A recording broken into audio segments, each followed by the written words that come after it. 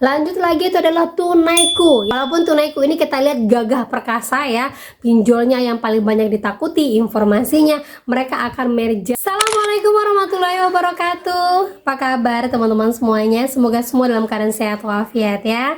Di hari menjelang akhir tahun 2025 ini, semoga kita makin kuat, makin semangat lagi, kuat mental dan tetap jaga kesehatan. Oke teman-teman, kali ini saya akan membahas tentang pinjol yang akan merger di tahun 2026. Nah, bagaimana dengan utang kita? Apakah dilunaskan? Kita akan bahas secara tuntas. Tapi sebelumnya saya harapkan kalian semuanya sudah subscribe channel ini agar channel ini terus berkembang dan dapat memberikan informasi terbaik buat kalian yang galbay. Oke teman-teman, ini dia buat kalian.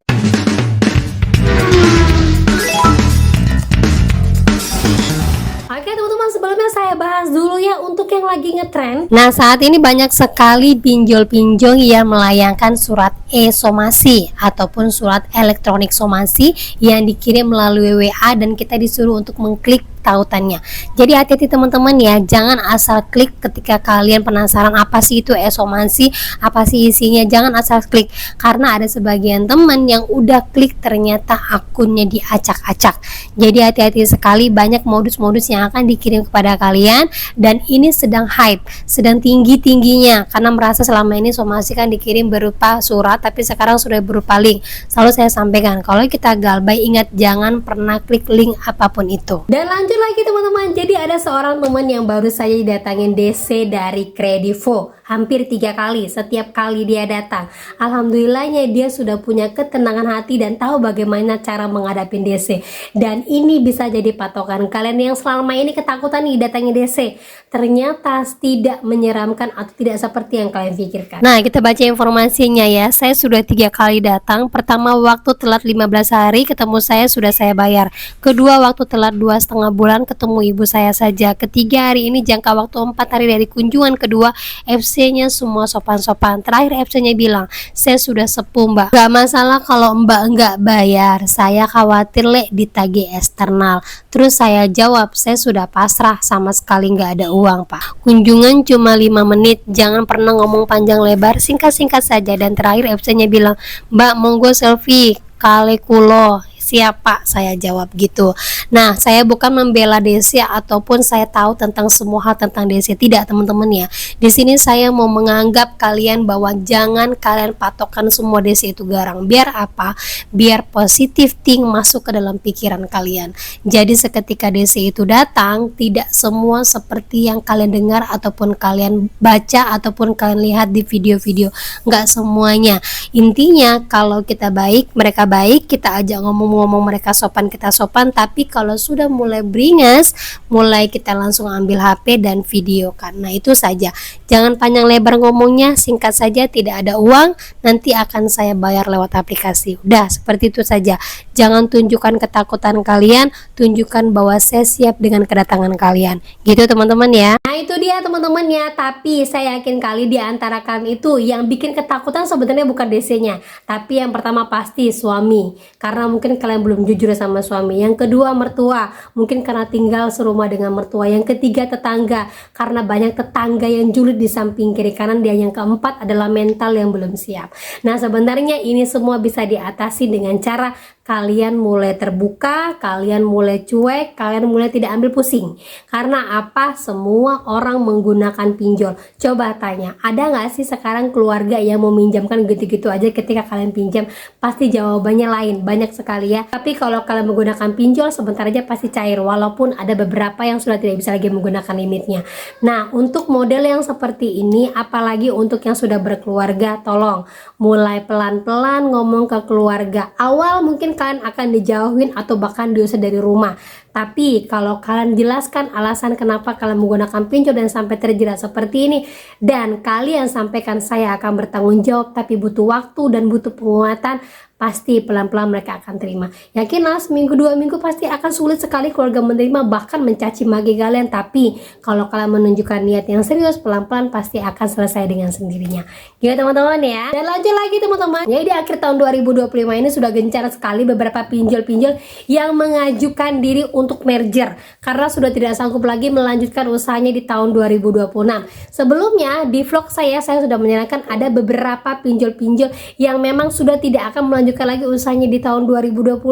Berarti dari 95 pinjol akan tersisa 90 pinjol saja.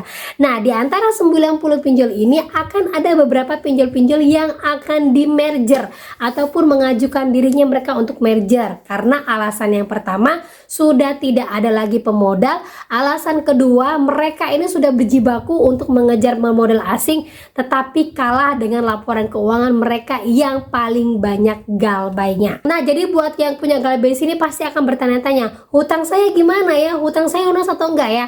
Nah, kita bacakan dulu ya beberapa pinjol-pinjolnya yang pasti akan merger di tahun 2026. Yang pertama itu adalah Danamas. Danamas itu sudah mulai diakuisisi oleh Sinarmas karena Danamas ini sendiri adalah produk dari Sinarmas yang mana sudah mulai tidak beroperasi lagi sehingga dialihkan langsung ke induknya yaitu Sinarmas. Lanjut lagi itu adalah Tunaiku. Walaupun Tunaiku ini kita lihat gagah perkasa ya, pinjolnya yang paling banyak ditakuti, informasinya mereka akan merger ke Amar Bank karena terlalu banyaknya orang yang galbay, kemudian penagihan yang di luar batas dan juga informasinya Tunaiku ini menekankan bunga di ambang rata-rata. Artinya sudah mulai tidak masuk akal. Nah, itu informasi yang terjadi teman-teman ya. Tapi apakah itu akan terjadi kita akan update lagi di tahun 2026. Lanjut lagi itu ada Kreditfast, yaitu akan merger ke Kredivo karena Kreditfast ini adalah anak perusahaan dari Kredivo yang informasinya Kreditfast sendiri sudah mengalami banyak kerugian sehingga mempengaruhi induknya. Nah, informasinya ini akan di merger di tahun 2026. Lanjut lagi itu adalah pinjol syariah, yaitu pinjol alami ke pinjol amanah yang informasi ini sudah digaungkan oleh OJK di tahun 2025 tepatnya di bulan Oktober kalau nggak salah Agustus juga sudah diinformasikan ada 2 pinjol syariah yang akan merger. Sekarang ini sedang masa akuisisi ya. Kemudian lagi ada Grab ke GoTo yang akan berimbas kepada GoPayLater. Nah, ini akan di merger informasi ya teman-teman ya. Apakah namanya akan menjadi GoTo ataukah namanya akan tetap GoPayLater? Nah, kita akan lihat. Tetapi dari ketiga perusahaan ini akan di merger menjadi satu dan kita lihat siapa pemenangnya yang paling kuat pendanaannya. Lanjut lagi itu adalah Bank Jago ke Superbank. Ini informasinya terkait dengan mergernya Grab ke GoTo dan GoPayLater. Informasinya berimbas pada bank-bank pendanaan mereka yang besar yaitu Bank Jago dan Superbank. Nah, kita akan lihat siapa superpower dari ke beberapa perusahaan-perusahaan ini yang mana kalau diteruskan informasinya akan menambah kerugian dan akan mempengaruhi induk dari perusahaan mereka. Nah, yang menjadi pertanyaan bagaimana dengan hutang-hutang kita? Nah, informasinya hutang-hutang ini akan dialihkan kepada perusahaan kuat. Nah, perusahaan kuat ini akan mengambil alih hutang-hutang kalian dan akan tetap menagihnya. Tetapi ada sebagian yang mengatakan seperti ini, kalau sudah diambil oleh perusahaan kuat, otomatis laporan keuangan mereka akan menjadi satu, sehingga kalau laporan keuangan ini menunjukkan bahwa adanya kerugian yang terjadi akibat merger perusahaan ini, otomatis mereka akan menghapus bukukan hutang-hutang karena mereka membutuhkan yang namanya kucuran darah dari para investor, kemudian lagi pelaporan kepada OJK. Semakin bagus pelaporan mereka, semakin banyak orang yang akan menanam saham di perusahaan mereka. Nah, kita doakan saja semoga opsi kedua untuk penghapusan ini benar-benar terjadi karena kalau kita lihat dari awal tahun 2025 sampai dengan akhir 2025 sudah banyak sekali orang yang dihapus bukukan ataupun diputihkan hutangnya. Sudah pernah saya buatkan vlog, ada seorang teman saya yang kerja di perbankan menarik data bahwa dilihat banyak sekali hutang-hutang yang sudah dihapuskan, termasuk juga dari pinjol-pinjol besar. Jadi buat teman-teman semuanya, mudah-mudahan ini tetap dihapus bukukan dan mudah-mudahan ini diputihkan, jadi kita sudah tidak usah lagi memikir hutang-hutang kita ataupun perusahaan ini akan di merger dengan siapapun. Yang penting kita tahu hutang kita sudah bersih. Itu poinnya teman-teman ya. Walaupun ada yang mengatakan juga seperti ini, Mbak, kalau pemutihan ataupun dihapus bukukan ataupun dialihkan ataupun dibayarkan oleh asuransi, sebenarnya hutang kita tuh masih ada loh Mbak, tetap bank akan menagih. Nah, jawabannya itu adalah benar. tetapi ini dalam kategori perbankan. Nah, kalau pinjol sendiri seperti yang terjadi di lapangan, saya sudah banyak sekali menangani ataupun mendapatkan curhatan dari teman-teman yang berusaha untuk melunaskan ataupun membayarkan hutang-hutang yang sudah dihapus bukukan, dialihkan kepada pihak ketiga dan diasuransikan. Rata-rata ketika kita coba untuk menyelesaikannya di bank pencatat hutang kita, bank pencatat ini akan mengalihkannya kepada pinjol. Nah, ketika kita berusaha untuk menyelesaikannya di pinjol, pinjol ini akan mengatakan hutang kita tuh sudah tidak ada lagi, catatan keuangan kita sudah tidak lagi di pinjol tersebut, sehingga dialihkan kepada perbankan. Ujung-ujungnya kebingungan kan ya. Jadi saya mengatakan kalau sudah diombang-ambing seperti ini sama saja juga dengan dilunaskan dengan sendirinya. Jadi menurut saya baik itu diputihkan, dihapus bukukan ataupun dilunaskan dengan asuransi ataupun dialihkan kepada pihak ketiga, itu sama juga dengan kata-kata dilunaskan oleh pinjolnya.